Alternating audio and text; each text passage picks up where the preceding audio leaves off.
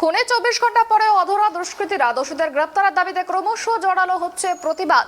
বুধবার দুপুরে মালদহের চাঁচল 2 নম্বর ব্লকের জালালপুরে গ্রামীণ সড়কে টায়ার জ্বালিয়ে ও হাতে প্ল্যাকার্ড নিয়ে বিক্ষোভ দেখান এলাকার বাসিন্দারা।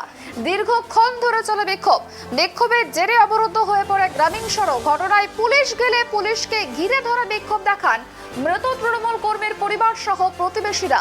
বিক্ষোভকারীদের অভিযোগ, ভিলেজ পুলিশের সামনেই গুলিতে মৃত্যু হয় তৃণমূল কর্মীর। পুলিশকে জানানোর পরেও পুলিশ এই ঘটনায় এখনো পর্যন্ত কোনো পদক্ষেপ করেনি এবং দোষীরা ঘুরে বেড়াচ্ছে, কিন্তু পুলিশ নীরব দর্শকের ভূমিকায় রয়েছে বলে অভিযোগ।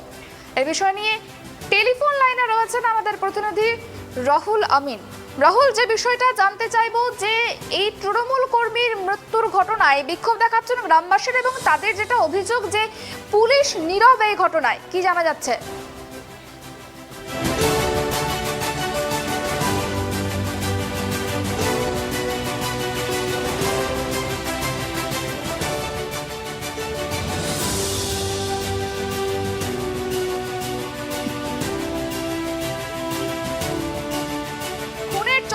ঘন্টা পরেও এখনো অধরা দুষ্কৃতীরা এই ঘটনার জেরে বিক্ষোভ দেখাচ্ছেন এলাকাবাসীরা, কি জানা যাচ্ছে?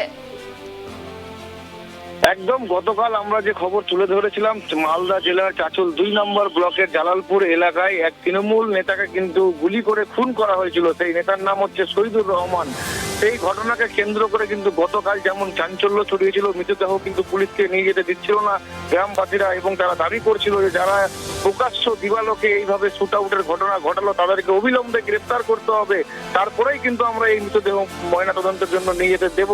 তারপরে কিন্তু মালদা জেলা সভাপতি এবং মালতীপুর বিধানসভার বিধায়ক আব্দুর রহিম বক্সির আশ্বাস এবং পারিবারিক আশ্বাসের পর কিন্তু পুলিশ মৃতদেহ কিন্তু নিয়ে যায় এবং মৃতদেহ কিন্তু গতকাল রাতেই কিন্তু দাহ করা হয়। তারপরে কিন্তু আজ সকালবেলা মানে 24 ঘন্টা অতিবাহিত হবার পরও যারা মূল অভিযুক্ত ছিল, যাদের বিরুদ্ধে থানায় লিখিত অভিযোগ করা হয়েছে পরিবারের তরফে, তাদেরকে কিন্তু পুলিশ এখনো ধরতে পারেনি বলে এমনটাই কিন্তু দাবি জানিয়েছেন পরিবারের লোকজনেরা।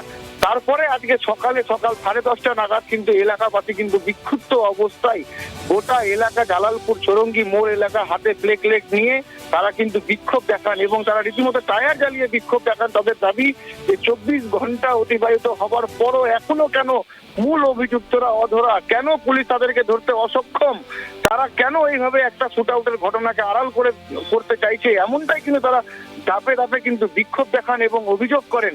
তারপরে প্রায় টানা 1 থেকে 2 ঘন্টা সেই বিক্ষোভ চলে। বিক্ষোভ চলার পরে কিছু স্থানীয় নেতা এবং পুলিশের আশ্বাসে কিন্তু আবার বিক্ষোভটা কিন্তু তুলে নেয়।